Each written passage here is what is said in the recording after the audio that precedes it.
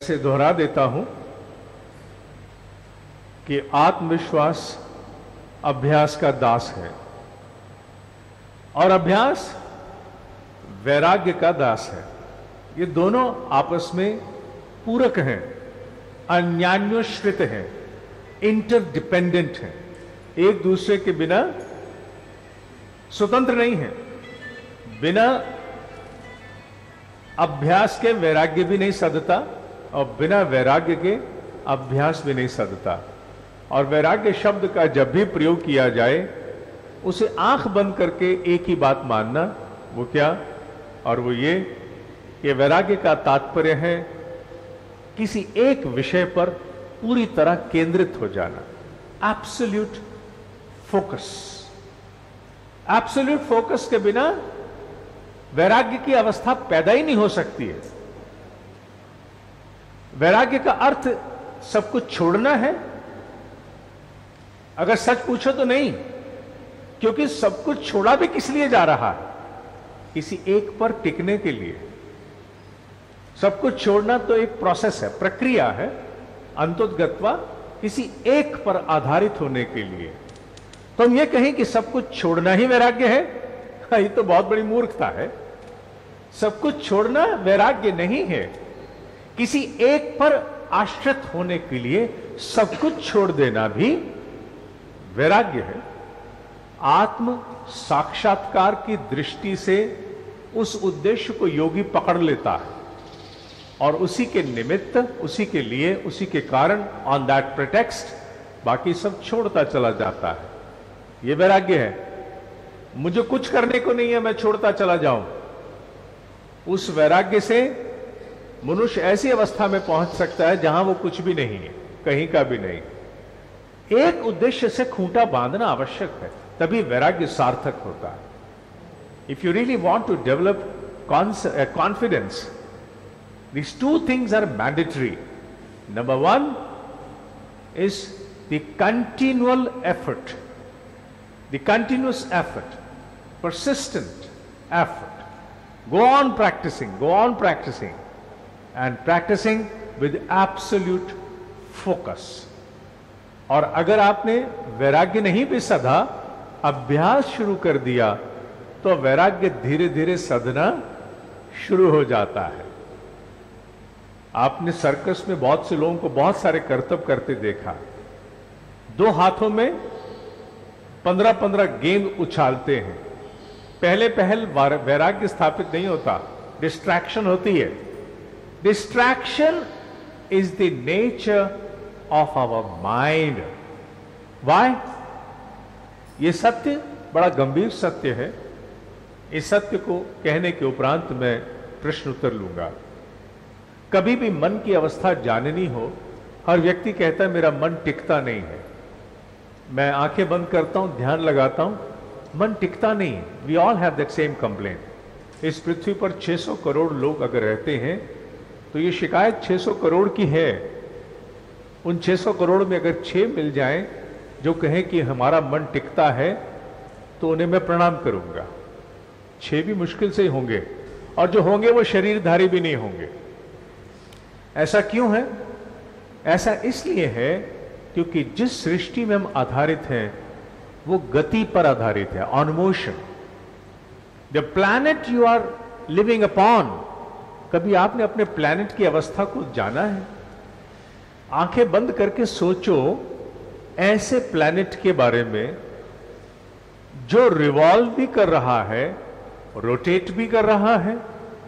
आपसे मैं कहूं भैया एक कप चाय लेके आना मेरे लिए, सामने कैंटीन से, कैंटीन वाला आपको चाय का कप पकड़ा दे और मैं कहूं बस एक काम करना, मुझ तक चाय उसी तरह लाओ जैसे पृथ्वी सूर्य के आसपास घूमती है। आप सब कुछ कर लोगे, चाय नहीं ला पाओगे। क्यों? क्योंकि पृथ्वी पहले स्वयं घूम रही है बहुत द्रुत गति से, और अपने अस्तित्व पर घूमते हुए उसे परिक्रमा भी लगानी है। कभी ऐसा डांस करके देखिएगा, आप 2 मिनट में गिर जाओगे। आपने घूमते हुए डांस कई बार किया होगा, देखा भी होगा, लेकिन rotation and revolution at the same time आप गिर जाओगे, आप नहीं कर पाओगे। एक जगह स्थिर होकर तो घूम सकते हो, लेकिन घूमते भी रहो और घूमते भी जाओ। पृथ्वी कर रही है। आपका मन अपनी मां से अलग थोड़ी ना है।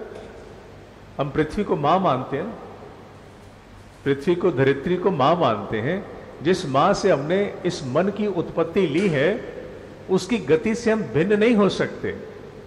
जैसे वो खड़ी खड़ी भी घूमती है और घूमते घूमते भी चक्कर लगाती है, हमारा मन भी उसी से प्रेरित है।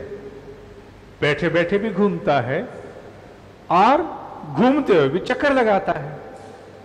और अगर आंख बंद करके मन नहीं लगता, फोकस नहीं होता, एब्सोल्यूट कंसंट्रेशन डेवलप नहीं होती है, तो उसमें आश्चर्य का कोई विषय नहीं है। It is natural, it is natural. आंख बंद करके बैठे हुए जितने भी लोग मंच पर होते हैं, क्या उनके मन टिके हैं? अगर आपको किसी के दिमाग में झांकने की ईश्वर क्षमता दे दे, अच्छा है नहीं दी है, आप आश्चर्य करोगे। बड़े से बड़ा दिग्गज जो मंचों पर बैठा है आंखें बंद करके, आपसे भी ज्यादा भटका हुआ। प्रतीति है, प्रतीति है। हम सब इसी तरह से हैं। मैं जब आंख बंद करता हूं तो क्या मेरा मन स्थिर हो जाता है? नहीं। ईमानदारी से बोल रहा हूं, अपने ईश्वर गुरु को हाजिर नाजिर मान के बोलता हूं। हां, उस समय स्थिर हो जाता है जब मैं कोई बहुत हृदय से गहरी आकाश में प्रार्थना छोड़ना चाहता हूं, वेदना छोड़ना चाहता हूं, उस समय स्थिर हो जाता है। या कभी अनुष्ठानों इत्यादि में हो जाता होगा, वो अलग प्रक्रियाएं हैं। सामान्यतः नहीं होता है। पासाच आरंभ होने से पहले मैं आंख बंद करके बैठा हूं, दिनेश जी ध्यान में है, खाक ध्यान में रिवाइज कर रहे हैं, रिवाइज कर रहे हैं क्या क्या बोलना है मुझे, क्या क्या आगे बोलना है। हां, बीच में अगर मैं प्रार्थना छोड़ता हूं, उस समय ध्यान, मन स्थिर हो जाता है, वैराग्य को जाता है क्षणिक रूप से। इसलिए वैराग्य की उत्पत्ति होगी तो मेरा अभ्यास सिद्ध होगा, ये मूर्ख सोचते हैं। समझदार अभ्यास आरंभ कर देते हैं। आपके जीवन का कोई भी क्षेत्र हो, start doing it even wrong. Don't wait for the perfection to manifest. वो सिद्धावस्था आएगी तभी काम बनेगा, नहीं। गलत करना हम सब शुरू करें। मैंने जब हिंदी सीखी, यहां तक कि जब मैं 2000 में से यहां के लेक्चर देता था, डॉक्टर केश राय ने कई बार मुझे ठीक किया।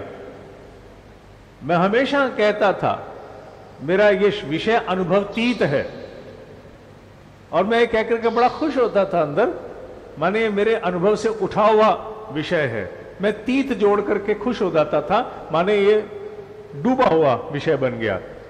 मुझे बाद में बताया गया कि अनुभव तीत का मतलब होता है अनुभव के बिना, उल्टा। ये उसी तरह जैसे अंग्रेजी के दो शब्द एक्सप्लोर एंड डिप्लोर। एक्सप्लोर माने देखूंगा, डिप्लोर माने ऐसी की तैसी में गया, लेकिन बाद में शुद्ध किया गया। लेकिन जब भी मैं अनुभव तीत बोलता था, ये सोचता नहीं था कि मुझसे गलत होगी नहीं होगी। मैं हमेशा रुकता था, गलत होगी को ठीक कराने आएगा, मात्रा लिखते समय गलत होगी को ठीक करेगा। तभी आत्मविश्वास जागृत हुआ।